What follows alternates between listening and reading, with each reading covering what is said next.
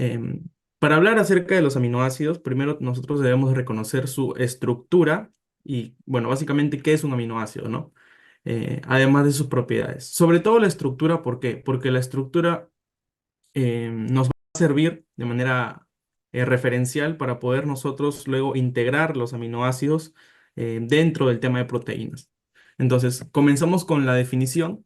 Básicamente, los aminoácidos vienen a ser compuestos orgánicos fundamentales que son considerados como la unidad básica de las proteínas. Ahora, estos aminoácidos constan de dos grupos esenciales o dos grupos característicos en su estructura. Tal es el grupo amino y el grupo carboxilo. Entonces, acá, antes de pasar a la estructura, eh, debemos de recordar que justamente, como decía, que son compuestos orgánicos fundamentales, considerados como la unidad básica de las proteínas, se les consideran como monómeros de las cadenas polipeptídicas o polipéptidas. Es decir, si nosotros tenemos una cadena larga de proteína, claro, toda esta cadena larga se compone por unidades pequeñas de aminoácidos. Ahora, por parte de la estructura de los aminoácidos, tenemos que en el centro nosotros encontramos un carbono alfa. Este carbono alfa va a estar unido a un átomo de hidrógeno, a el grupo amino y el grupo carboxilo, ¿sí? Seguramente recuerdan de academia o incluso de ciencias de la naturaleza los grupos funcionales de la química orgánica, en la que encontramos aquí eh, el grupo amino que se caracteriza por tener un nitrógeno y dos átomos de hidrógeno y el grupo carboxilo que es el famoso COH, ¿no? Y luego, además de estos tres radicales que se acompañan al carbono alfa, tenemos una cadena lateral o un radical R, lo encontramos en los libros como el Harper o el libro Leninger, pero su nombre es cadena lateral. En las diapositivas que van a tener durante el ciclo, entre el curso, lo van a mencionar como cadena lateral. ¿Por qué está como R, como un radical adicional? Porque esta cadena lateral va a variar según el aminoácido que nosotros tengamos al frente. Es decir, ahora vamos a ver cuáles son los aminoácidos que encontramos en el cuerpo humano. Y cada uno de estos aminoácidos tiene una cadena lateral diferente. Es por eso que está simbolizado con un R, porque es variable. Ahora, ¿por qué nosotros tomamos la denominación de alfa aminoácido? Básicamente porque el carbono central es un carbono alfa, es decir, que cada uno de sus radicales son grupos o átomos diferentes. Vemos que tenemos un grupo amino, un grupo carboxilo, un H y una cadena lateral que es diferente a esta. Sin embargo, ya vamos a ver más adelante que existe un aminoácido el cual se podría decir que se salta esta regla, ya que su cadena lateral es tan simple que es solo un átomo de hidrógeno. Entonces tendríamos un átomo de hidrógeno aquí y un átomo de hidrógeno acá. Y ese aminoácido es la glicina. Ahora, justamente lo que les estaba mencionando, que los aminoácidos son o vienen a ser básicamente unidades monoméricas. Cada uno de estos puntitos moraditos que vemos acá en la imagen de abajo vienen a ser aminoácidos, que si los unimos mediante enlaces peptídicos van a formar una cadena de proteína. ¿Sí? Entonces, ¿cómo lo podemos asociar o relacionar? Seguramente habrán visto los rosarios, que se usan mucho en las iglesias para rezar. Entonces tienen como bolitas, ¿cierto? Tienen bolitas y están unidos por una pitita, se podría decir. Entonces cada una de esas bolitas vienen a ser los aminoácidos y el conjunto de las bolitas viene a ser una proteína. Sí, espero que haya quedado claro hasta ahí. Ahora, vamos a continuar con lo que son las propiedades de los aminoácidos. Vamos a encontrar tres propiedades esenciales: el anfoterismo, el punto isoeléctrico y la estereoisomería. ¿Sí? Ahora, ¿por qué decimos que los aminoácidos son moléculas anfóteras? Básicamente por la presencia de dos grupos que tienen cualidades opuestas. ¿Por qué? Mientras encontremos un grupo carboxilo, este grupo carboxilo le da una propiedad o una cualidad ácida al aminoácido. Y este grupo amino le va a dar una cualidad básica. Entonces, si tenemos que por un lado tiene una parte ácida y por el otro tiene una parte básica, decimos que el aminoácido es una molécula anfótera, ya que puede actuar tanto como ácido o como base. Este concepto de anfoterismo no es tan difícil de entender y se basa solamente en la presencia de ambos grupos dentro de la estructura de los aminoácidos. Ahora, en respecto al punto isoeléctrico, este concepto de punto isoeléctrico lo van a ver mucho, no solamente bueno, básicamente en todo en el capítulo de proteínas, que básicamente es un valor en la escala de pH en el cual el aminoácido posee una carga neutra. ¿Qué quiere decir que tenga una carga neutra? Básicamente que las cargas positivas son iguales a las cargas negativas. Ahora, acá tenemos la estructura del aminoácido. Y seguramente me van a decir, esta estructura que estamos viendo acá no se parece, bueno, se parece, tiene cierta similitud, pero no es igual a la que habíamos visto previamente. Y tienen razón, ya que al momento de nosotros encontrar los aminoácidos em, en el cuerpo humano o en el medio biológico, los aminoácidos no se van a encontrar de esta manera tan bonita, se podría decir, como les había presentado, sino que el grupo carboxilo le va a ceder un átomo de hidrógeno al grupo amino. Es por eso que el grupo carboxilo se va a encontrar desprotonado y el grupo amino se va a encontrar con un protón de más, ¿no? Es por eso que el carboxilo tiene una carga negativa y el amino tiene una carga positiva, con un hidrógeno de más. Y esta forma que nosotros vemos acá, que estoy señalando con el puntero, se le va a llamar suiterión. Y lo van a encontrar mucho en los textos, el suiterión. ¿Sí? Bien, ahora hablando acerca de la estereoisomería, los aminoácidos pueden formar isómeros respecto a su estructura espacial. Ahora, esta estereoisomería depende netamente del grupo amino, como podemos ver acá. Si este grupo amino se encuentra a la izquierda, se le denomina L-aminoácido. Si se encuentra a la derecha, se le denominaría D-aminoácido.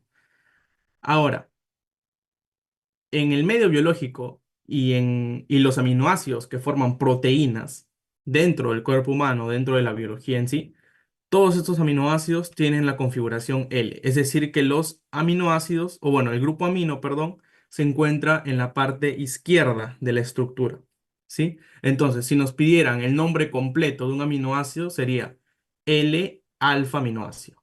Por ejemplo, L-alfa glicina o L-alfa triptófano. ¿Sí? Y esto es muy importante porque seguramente en las clases algún docente les va a pedir dibujar un aminoácido. Si les piden dibujar un aminoácido, ya saben que tienen que dibujar con el grupo amino hacia la izquierda, que simboliza la configuración L. ¿Hasta acá tienen alguna duda o está todo claro para poder pasar a la siguiente diapositiva?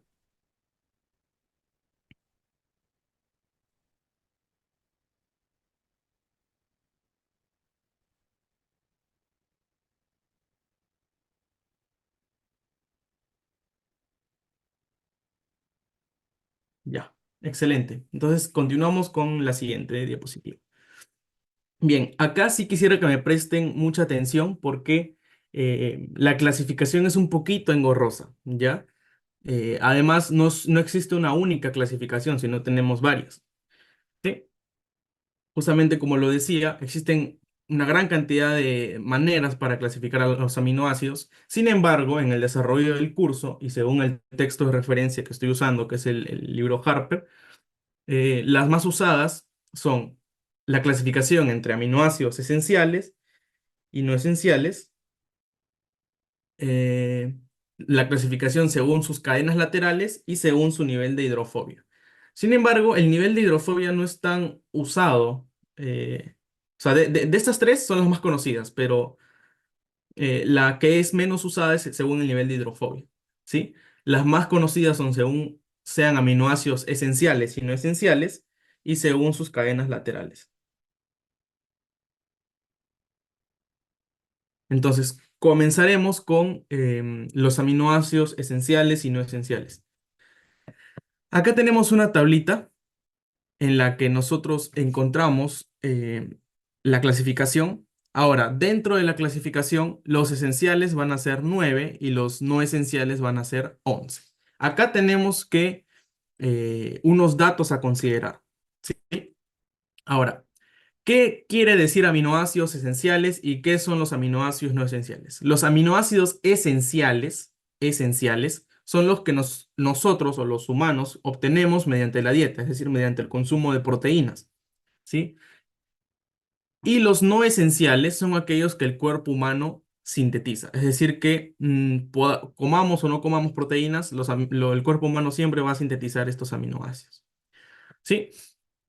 Ahora, si se dan cuenta, bueno, justamente lo que les decía, que 9 son esenciales y 11 son no esenciales. Hacen un total de 20 aminoácidos y estos 20 aminoácidos pueden ser obtenidos mediante el código genético. Seguramente, o bueno, los que ya han llevado, bueno, van a llevar ahora el siguiente ciclo, inmunología y genética, ahí van a hablar acerca de el código genético, en el cual eh, es una tablita, seguramente lo habrán visto también en biología de academia en la cual obtenemos aminoácidos mediante la combinación de bases nitrogenadas, ¿sí? Mediante los tripletes o codones. Ahora, un dato importante a considerar también, y esto puede ser pregunta de examen, es que la histidina, nosotros lo vemos acá, la histidina, es esencial en niños, pero es no esencial en adultos. Es decir, en los niños sí o sí se debe de consumir, o bueno, se debe consumir proteínas para obtener la histidina. Sin embargo, en los adultos, la histidina es producida por el cuerpo humano del adulto. Entonces, si nos preguntan, ¿no? ¿Cuántos aminoácidos esenciales eh, son necesarios consumir para los niños? Diríamos que 9. Pero si nos preguntan para los adultos, son 8. ¿Sí?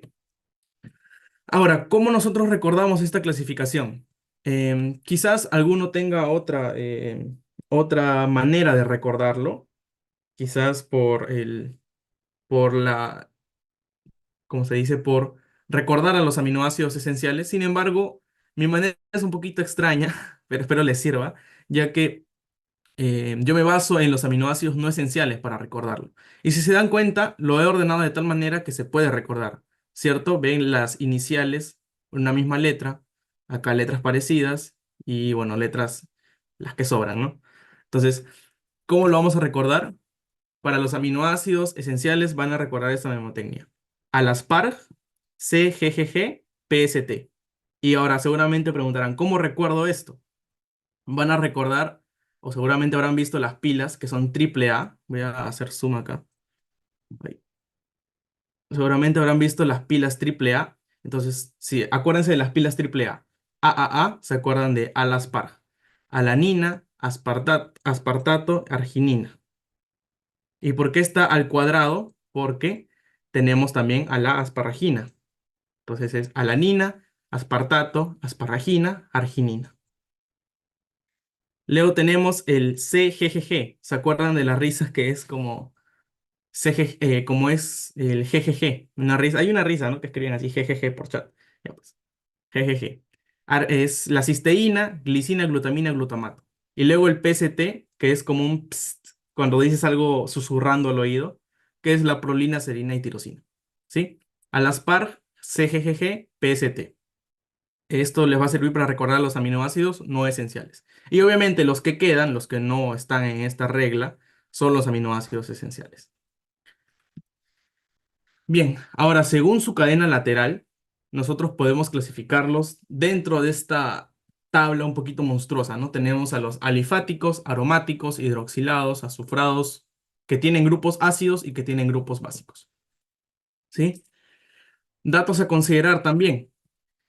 Justamente lo que les había mencionado hace dos diapositivas, que la glicina era el aminoácido más simple, ya que su cadena lateral, es decir, es esa R que nosotros veíamos en la estructura, consta solamente de un átomo de hidrógeno, ¿sí? Ahora, también que los aminoácidos alifáticos se ubican en el interior de las proteínas, no en el exterior, mayormente se ubican en la estructura interna de las proteínas, ¿sí?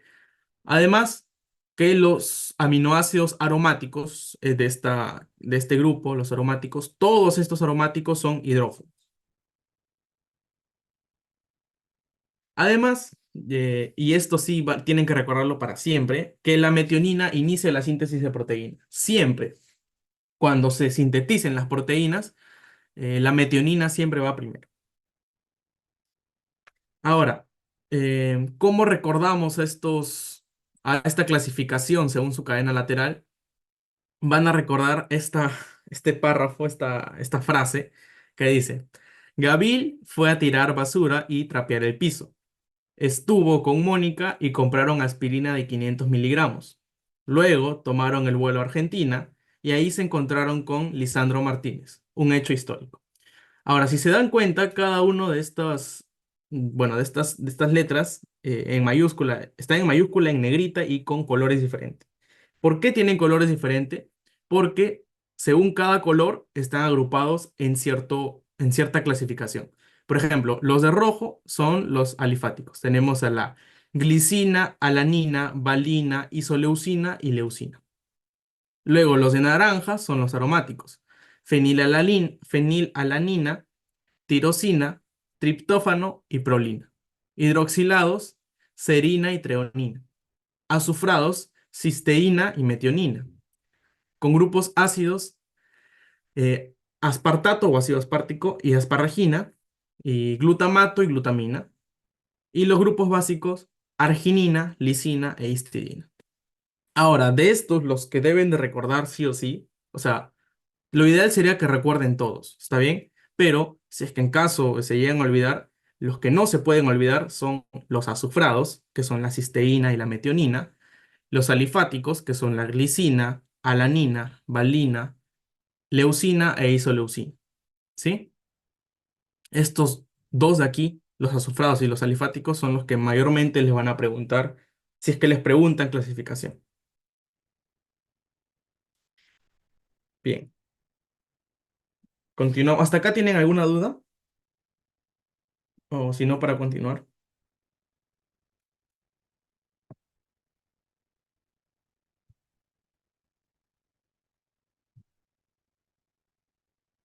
Ya, excelente.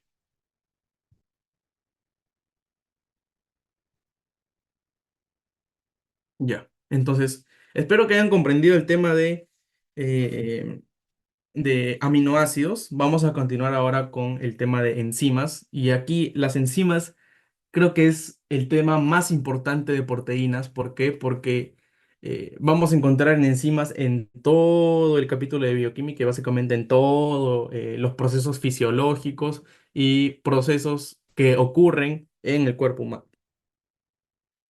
Entonces, me prestan por favor mucha atención en enzimas para que quede claro y fijen este conocimiento y puedan llevar el curso de manera más óptima, ¿sí? Ya. ¿Qué vienen a ser las enzimas? Básicamente son catalizadores biológicos que permiten que ocurran reacciones metabólicas de catabolismo y anabolismo. Es decir, de manera sencilla, estas enzimas van a hacer que las reacciones que normalmente ocurran de una manera más rápida o se den de una manera mejor, de una mejor manera, perdón. ¿Sí? Eso significa que son catalizadores biológicos. Ahora, aquí tenemos un proceso enzimático, ¿sí? Esto es una enzima. Mayormente lo van a simbolizar así. Este es una enzima. Luego, vamos acá, tenemos acá la enzima. Luego, viene un sustrato. En este caso, el sustrato está de color naranjita.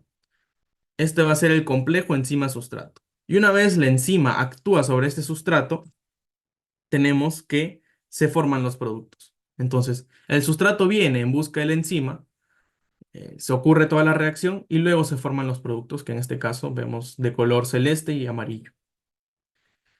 ¿Qué propiedades nosotros encontramos para las enzimas? Son estas cinco, ¿sí? La primera de ellas es que aumentan la velocidad de reacción, pero de una manera especial. ¿Cómo aumentan la velocidad de reacción? Al disminuir la energía de activación. Ahora vamos a ver qué significa energía de activación. Eh, pero si recuerdan un poco de academia, lo pueden sacar, ¿no? ¿Qué es la energía de activación?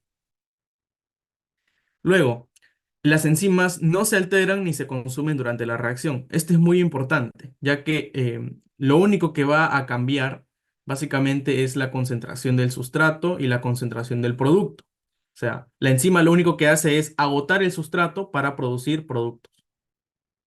Siempre actúan sobre un sustrato, es decir, este naranjita que veíamos que entraba a la enzima son específicos para cada reacción, pero no necesariamente para un solo sustrato. Es decir, estas enzimas actúan especialmente en ciertas reacciones. Sin embargo, el objetivo, es decir, lo que ingresa a la enzima, no es solamente un único sustrato, no es solo una única cosa, sino pueden ser varias cositas, varios sustratos.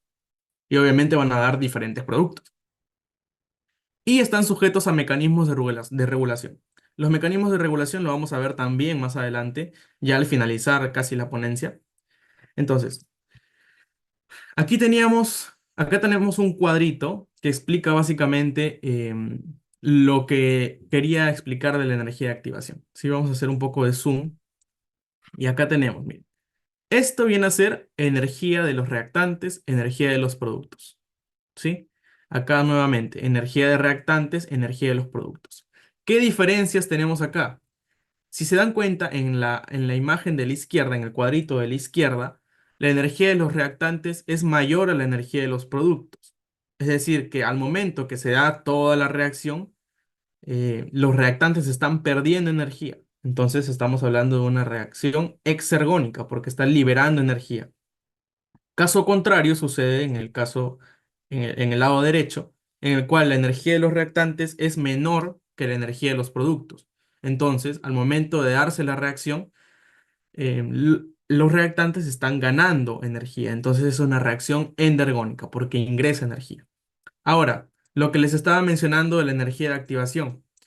Miren, si se dan cuenta, en ambos casos, siempre la reacción lleva a un pico de energía, ¿cierto? ¿Ven cómo se eleva y luego baja? Acá nuevamente, se eleva y luego baja.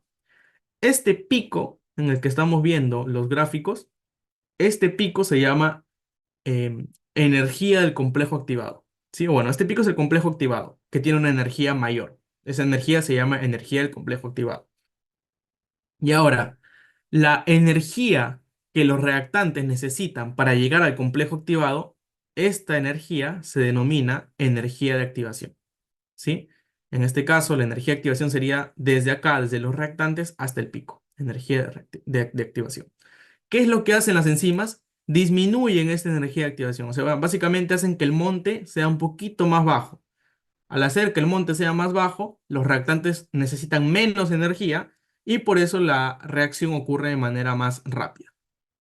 ¿Sí? Ahora, por el lado izquierdo, vemos que esta reacción es espontánea. ¿Por qué? Porque libera energía y la energía de los productos es menor que la energía de los reactantes. Y por el lado del lado derecho es una reacción no espontánea. ¿Por qué? Porque consume energía y básicamente la energía de los productos es mayor que la energía de los reactantes. ¿Hasta acá tienen alguna duda? ¿O ya podemos pasar a la siguiente diapositiva?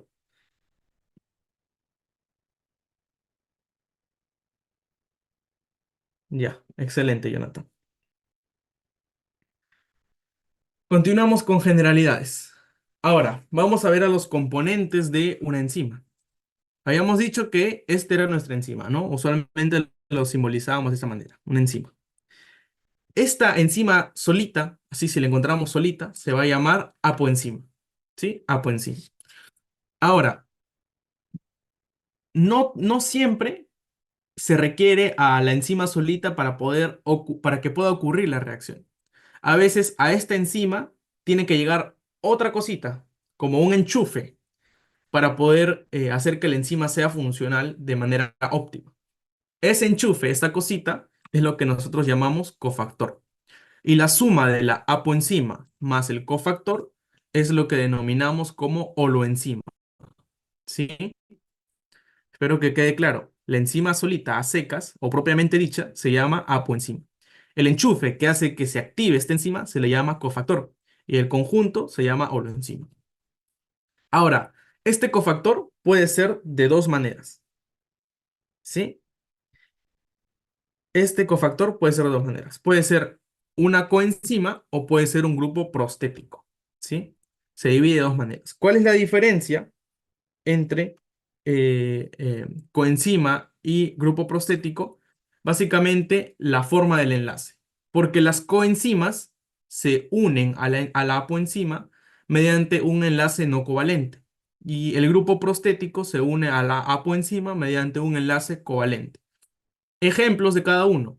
En las coenzimas nosotros tenemos, por ejemplo, vitaminas, la vitamina C, la vitamina B6, por ejemplo, y la famosísima coenzima A, que lo van a escuchar mucho en el tema de carbohidratos y también lípidos, ¿sí? Y luego en grupo prostético, los ejemplos más comunes son los metales, por ejemplo, el hierro, el cobre, el potasio, etcétera. Ahora, dentro de esta enzima misma, de esta apoenzima, perdón, en esta apoenzima, nosotros vamos a encontrar dos sitios. El sitio activo, que es el lugar donde se va a unir el sustrato, o sea, acá como que la enzima digiere, ¿no? Va a unirse, está en la misma boca, en la boquita de la enzima, se podría decir, en la boca de la enzima. Aquí se encuentra el sitio activo. Aquí viene el sustrato y ocurre la reacción. Y el grupo o el sitio alostérico. En el sitio alostérico es el lugar donde va a unirse un modulador o, un regulador, un modulador, que va a hacer que la enzima cambie o tenga un cambio conformacional en su estructura. Es decir, que va a modificar la estructura de la enzima. ¿Sí? Este sitio alostérico es muy importante cuando nosotros veamos el tema de regulación enzimática, que es justamente luego de esto vamos a ver. Y aquí tenemos un ejemplo, ¿no? Un pequeño gráfico. Una enzima simple que solo tiene sitio, bueno, que no tiene ningún modulador, o sea, tiene sitio activo y tiene sitio alostérico, pero solamente está actuando el sustrato en el sitio activo. Vemos cómo llega, estas bolitas azules llegan al sitio activo y luego generan producto. Y en este caso, una enzima en la cual está llegando un inhibidor alostérico. Llega acá, ven de color rojo, llega acá al sitio alostérico e inactiva esta enzima. Es decir, está haciendo una modulación, una regulación enzimática. ¿Hasta acá tienen alguna duda? ¿Quieren que repita algo?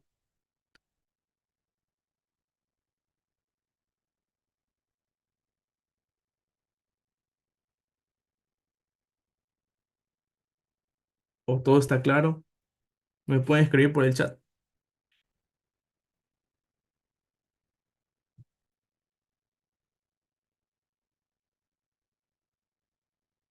Ya, perfecto, Daily. Entonces, una vez hayan entendido estos componentes de la enzima, podemos pasar ahora sí uy, a teorías de la cinética enzimática. ¿Sí? Dentro de las teorías de la cinética enzimática, nosotros encontramos dos. La primera, que es el modelo llave-cerradura. Este modelo llave-cerradura nos dice que las enzimas tienen un sitio activo con una forma rígida, es decir, que no se puede cambiar. Y solamente van a poder actuar estas enzimas con sustratos que completen o que le encajen exactamente al sitio activo. Es decir, básicamente es como si tuviéramos que, como si la enzima fuera un candado y el sustrato fuera una llave, ¿sí? El sustrato viene a ser la llave que se ajusta a la cerradura del sitio activo, ¿sí? O sea, una llave que no le encaja perfectamente al candado, que en este caso es la enzima, no va a actuar, básicamente, ¿sí? Entonces acá tenemos nuestra enzima. Esto es lo que dice el modelo llave-cerradura. Tenemos nuestra enzima. Acá, ¿cómo se llama esto? A ver si han estado atentos. ¿Cómo se llama esto? La boca de la enzima. Pueden escribir por el chat o aprender su micrófono.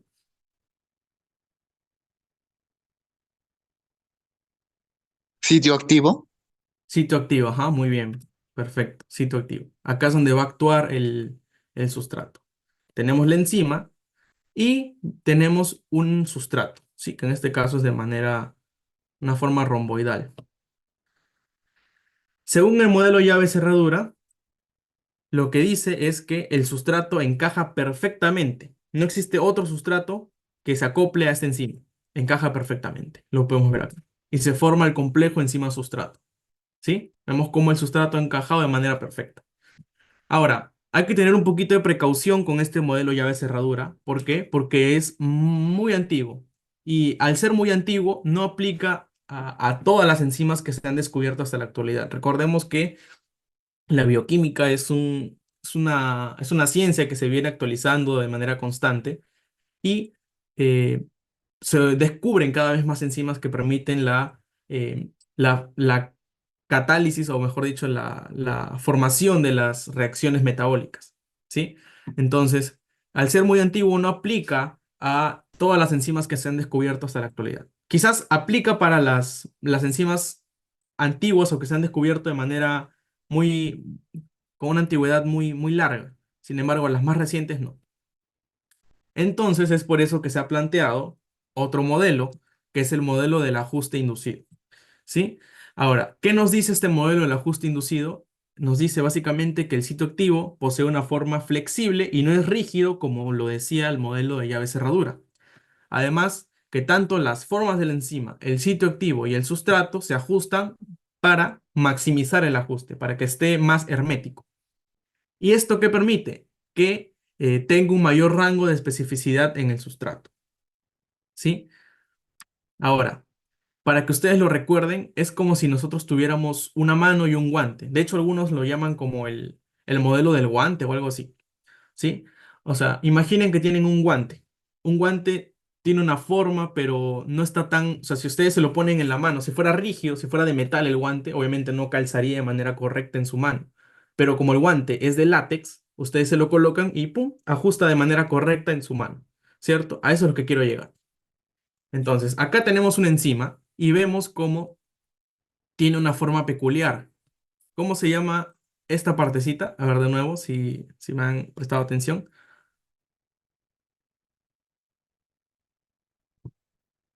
Sitio activo. Ajá, muy bien, sitio activo. Esto se llama sitio activo. Vemos que el sitio activo de esta enzima es diferente al anterior. La anterior tenía como una forma triangular y esta tiene una forma circular. Entonces, a esta enzima le está llegando un sustrato, el mismo sustrato que era del ejemplo anterior, de forma romboidal. Y según el modelo del ajuste inducido, tanto la enzima como el sustrato se van a acoplar de manera que maximicen el ajuste. Y vemos cómo se está dando el ajuste inducido. Es decir, es decir, el sustrato induce un cambio conformacional en la enzima para que se dé el complejo enzima-sustrato. ¿Sí? De igual manera, una peculiaridad de este modelo es que este modelo, al ser más moderno, se ajusta a la actualidad y es más consistente con una gama más amplia de enzimas. ¿Sí? O sea, permite explicar la forma de que actúan las enzimas, e incluso hasta las enzimas más modernas. Bien, ahora sí llegamos a una de las partes más importantes del capítulo de enzimas, que es la regulación enzimática. Y esto creo que es lo más relevante dentro de todo lo que es enzimas, ¿sí? Nosotros tenemos factores que permiten la regulación enzimática y también tenemos factores que, o bueno, una, factores inhibidores de la acción enzimática, ¿sí? Inhibición enzimática. Dentro de los factores, nosotros tenemos cuatro. Estos cuatro son importantes, por favor recuérdenlos porque es pregunta de examen. Yo recuerdo, creo que sí cuando yo llevé el curso, creo que sí llegaron a preguntarlo. Y si es que no lo preguntaron, bueno, es sumamente importante. Además que son cuatro, son fáciles de recordar. ¿Sí? ¿Cuáles son estos factores que hacen que varíe la velocidad de reacción? Básicamente la temperatura del medio, el pH del medio, la concentración de la enzima y la concentración del sustrato. Estos cuatro son importantes que permiten la variación de la velocidad de reacción. Además, cuando ustedes lleven laboratorio, porque van a llevar laboratorio, eh, seguramente algún profesor le va a preguntar, ¿y cuál es la razón de por qué en este caso la reacción ha sido más lenta que en el otro caso? Allá, ustedes pueden ver, seguramente ha sido por la variación del pH, porque van a tener que variar el pH. La temperatura, a uno le pusieron a temperatura de 37 grados y al otro a temperatura ambiente. La concentración de enzimas, es decir, que ha habido más enzima que en el otro. La concentración del sustrato, ha habido más sustrato que en el otro. Entonces, estos cuatro son importantes que permiten la variación de la velocidad. Y ahora, hablando de la inhibición enzimática. nosotros tenemos inhibidores de dos tipos. Tenemos inhibidores irreversibles y los inhibidores reversibles. Dentro de los inhibidores irreversibles, perdón, encontramos al alcohol, a los metales pesados y a ciertos fármacos que inhiben completamente la acción enzimática, ¿sí? Y dentro de los inhibidores reversibles tenemos tres. Existe una inhibición de tipo competitiva, inhibición no competitiva y una inhibición acompetitiva, ¿sí? Dentro de la inhibición competitiva, básicamente el inhibidor se une al sitio activo y al unirse al sitio activo, el sustrato no puede ingresar. Como que es como si tú tuvieras un candado y le echas silicona en el lugar donde va a ir la llave. Si le echas silicona, obviamente la llave no va a poder ingresar y no se va a dar la reacción.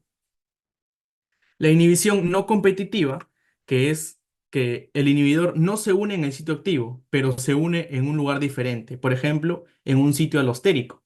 Habíamos dicho que el sitio alostérico hacía que la enzima cambie su forma, cambie su estructura. Entonces, si cambia la estructura, el sustrato no se une de manera correcta.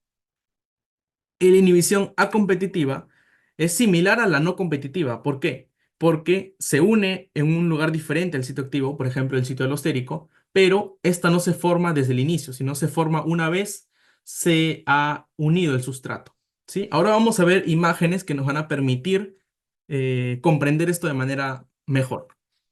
¿Sí? Tenemos los inhibidores reversibles, habíamos dicho que existen sus tipos son competitivo, no competitivo y acompetitivo.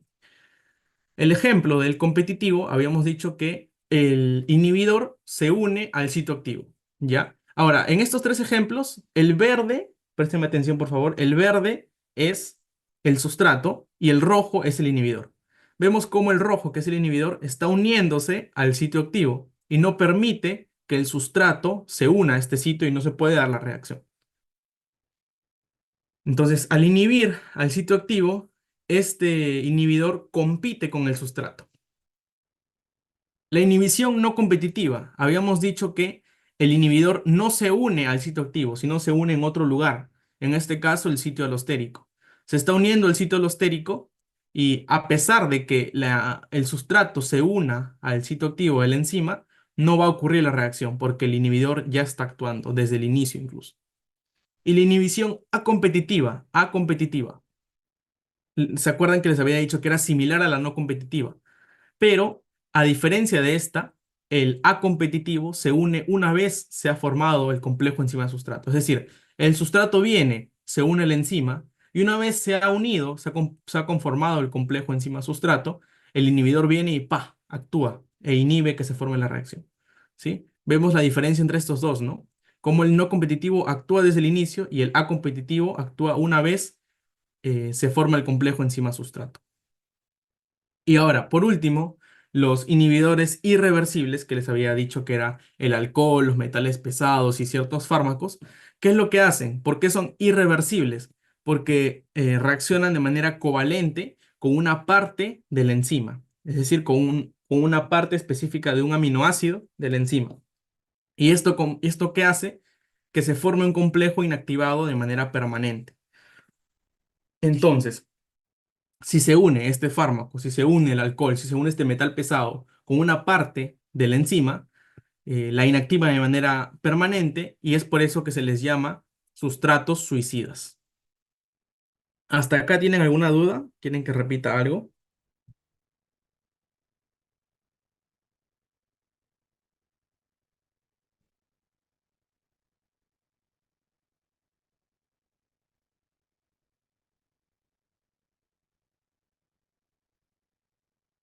¿O todo está claro? ¿Me podrían escribir por el chat, por favor? ¿O prender su micrófono?